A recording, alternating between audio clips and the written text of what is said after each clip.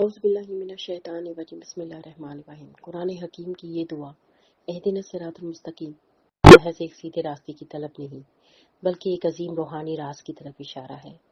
اگر ہم قرآن کے الفاظ کی گہرائی میں اتریں تو لفظ مستقیم کا مادہ سین اور کاف پر مشتمل نظر آتا ہے، جس کا تعلق سقایت یعنی پانی پلانے سے ہے۔ قرآن میں یہ مادہ 12 بار آیا ہے اور ہر مقام پر پانی، پیاس اور سیرابی کا ذکر موجود ہے۔ یہ حقیقت واضح کرتی ہے کہ مستقیم راستہ دراصل پانی یعنی حیات، پاکیزگی اور ایمان کی جانب لے جانے والا راستہ ہے۔ یہ پانی 3 مقدس مظاہر سے جڑا ہوا ہے: زمزم کا چشمہ، غدی خم کا مقام اور حوض کوثر۔ یہ تینوں مقامات روحانی سیرابی کے ستون ہیں جو ایمان اور معرفت کی تکمیل کی علامت ہے۔ اللہ کا کلام کامل ہے، وہ الفاظ میں کتنی معنی پوشیدہ رکھتا ہے۔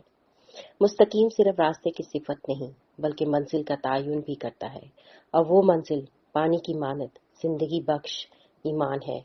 سقایت کے ذکر کی تعداد 12 بار میں بھی ایک نشانی ہے۔ حضرت موسیٰ علیہ السلام کی ایسا مارنے پر زمین سے 12 چشمے پھوٹے تھے۔ اسی عدد کا تسلسل ہمیں درود ابراہیمی میں کما صلیت کے ذریعے نظر آتا ہے، جہاں ابراہیم کی نسل کی برکتوں کی مانند محمد صلی اللہ علیہ وآلہ وسلم کی نسل میں بھی برکت کی دعا کی گئی ہے۔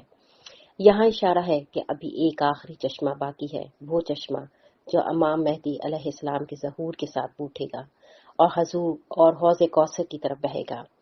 قرآن ہمیں سکھاتا ہے کہ ہدایت کے طلبگاروں کو بابوں یعنی روحانی رہنماؤں کی حکمت کو سنجیدگی سے لینا چاہیے۔ یہ بزرگ اولیاء دراصل ان چشموں کی مانند ہیں جو پیاسوں کو پانی تک پہنچاتے ہیں۔ اگر ان چشموں کو بند کر دیا جائے تو راستے میں پیاسا رہ جانا یقینی ہے۔ آخر میں یہ جان لینا بے حد ضروری ہے کہ قرآن کا ہر لفظ گہرائی میں کائناتی معانی لیے ہوئے ہے۔ اسے انسانی کلام کی طرح سطحی نظر نہیں بلکہ دل کی آنکھوں سے سمجھنے کی ضرورت ہے۔ اہدنا الصراط المستقیم بے شک یہ ایک روحانی سفر ہے۔ روحانی دعا: اے رب کائنات، ہمیں اس راستے پہ چلا جس پر تیرے چنے ہوئے بندے چلتے ہیں۔ ہمیں وہ سیرابی عطا کر جو تیرے کوثر سے جڑتی ہے۔